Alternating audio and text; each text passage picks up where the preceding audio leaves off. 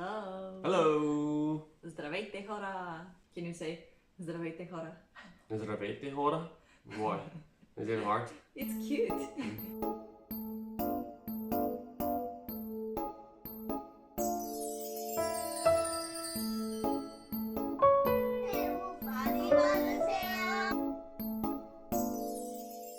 I know a lot of Bulgarian. Tupepuli. Oh my god. That was the first thing he learned. I know. What else? Srička. Glasna. Seglasna. Oh.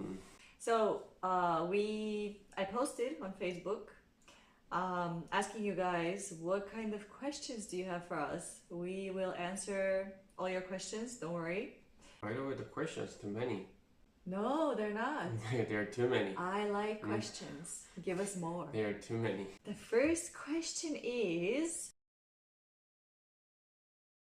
the reason why I chose Bulgaria twice. I used to live in America, but I decided to go back, and then we lived in Korea, and I decided to go back is because of my friends, family, our apartment. We have our own apartment in Bulgaria, and the overall socializing. Socializing is easy in Bulgaria.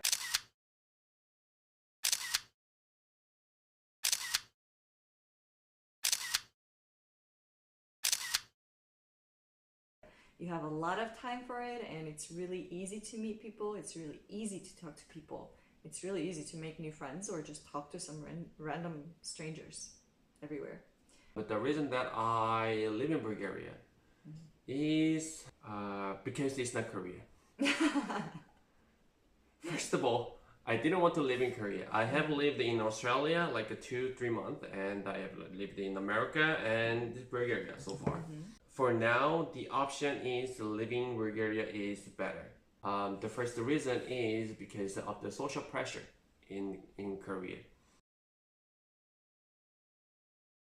I met my wife and we could easily live in Bulgaria, so that's why,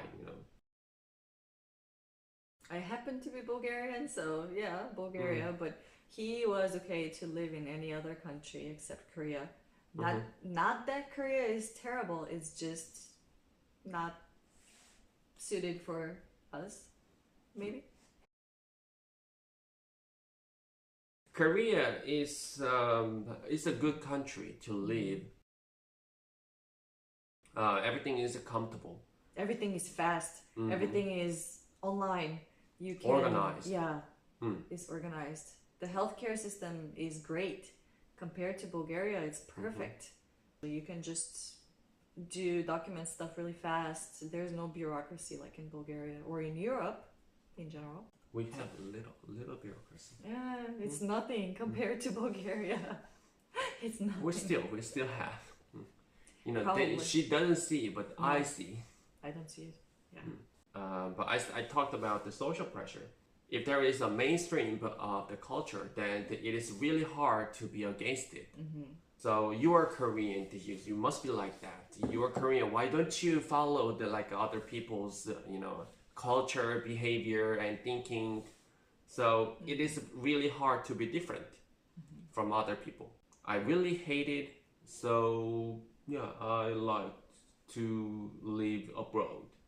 I felt like when I talked to some Korean people that I met, if I shared an opinion which was opposite of theirs or a little bit different, then they would be like, okay, and not really want to talk to me after that. But in Bulgaria, it's really common. You just talk about what you think. You can even argue with your friends or just some random people, and it doesn't mean that you guys are like, you hate each other. Actually, Korean people, they don't see it. Only after you experience other different perspective, or other culture, you can see it. For example, everybody is wearing a mask in Korea. It's a taboo say that I don't want to wear a mask in Korea. I'm not saying that I'm not saying that you must not or you don't have to wear a mask. It is important, but it's just a different thinking. Bulgarian people, they go out and, you know, if you are not wearing a mask, now it's not a mandatory in Bulgaria. Oh, right? it changes every day, so we don't know if it's mandatory or not. So, you know, if there is a person who is not wearing a mask in the outside, then, you know, Bulgarian people, they don't care. Some people might comment, but that person would be like, whatever, you know, I don't care what you guys say. But in Korea, it is like, you know, but why isn't he or she is not wearing a mask? They consider him or her like an enemy. In this case, with the coronavirus, this may be good because that's why Korea is doing okay right now. So this kind of mentality works in certain situations really well. But in other instances, it's really a lot of pressure. It's hard to keep living like that. But like this time, a pandemic, there is some emergency situation. Then the day everybody must get together and they gotta work together. Then it is good. And that's why Bulgaria is in chaos now. Because I'm Korean, so I couldn't see it before. But only after she came here and we stayed, you know, together, and I found it out that it was really hard for her to find friends, Korean friends, like real friends. I had a lot of random talks with a lot of random people, you know, a lot of grandmas in the stores, kimbap stores, but it was really hard to make a meaningful friendship, a deep friendship. Korean people, they are nice. They are kind. Polite. They are polite. Yes. It is like there is some steps. So you have. Is there a manual? Maybe. Yeah. There's a manual. There must be an instruction. Somebody must write a book. I think so. So first step is like you be nice, and after that, but you know, everybody they has own the boundary, comfortable zone. So if I want to approach more close and more close, then at some point you get into some, you know, uncomfortable zone, and the distance is too close. I'm not talking about physical distance. I'm talking about the emotional distance. Then Korean people, they step back. The best way to resolve the boundary, to remove the boundary, is drinking. And I don't drink much, so it was not easy. Or, you know, it takes a lot of time to be friends. But still, if there's a sensitive topic, Korean people, sometimes they just disappear. They stop answering their messages, you know, they stop talking, like, you don't know what happened. They just disappear. Let's say if you want to meet somebody, then at least 1 week or 2 weeks, you have to talk about it. You have to decide, okay, but when should we meet? And, you know, when can we meet? What do we do? Oh, I just want to call my friend. Are you free now? Okay, let's go out. Let's get a coffee. That's what we do in Bulgaria, you know. Of course, sometimes we plan, but usually you're free. Let's go. Okay. If you're already a friend of the person, then yeah, you can do that. But you are not a friend of that person yet, then but if you call just to say, oh, I want to meet you now, then she or he might think, why should I meet you now? They need a time. And communication is quite indirect. So I would have to guess their mood. I would have to be careful not to, you know, talk to them when they're in a bad mood, I guess. And yeah, I would have to guess what they're thinking, and I would have to be careful. But Bulgarian people, we just say it directly. So, you know, she already mentioned nunchi in the previous video. yeah. So nunchi is pretty important. I still hate kimchi. Yeah, in a relationship. On the other hand, the Bulgarians, it is based on my experience, first of all. It is easy to be a friend. Yeah. And the people are pretty direct. So I don't need to think about their mood, or, you know, I must see nunchi. That is comfortable. But on the other hand, people are, I mean, I'm not talking about friends, you know, just the random people. I have a lot of uncomfortable situation I have experienced. They're not polite. Not and- polite, not kind. Sometimes I can call them rude. Yeah, right. Basically, people don't just go around walking and smiling at strangers. And even if you go into a store or something, they're not gonna smile at you. They like it. They're serious. Like, Always. okay.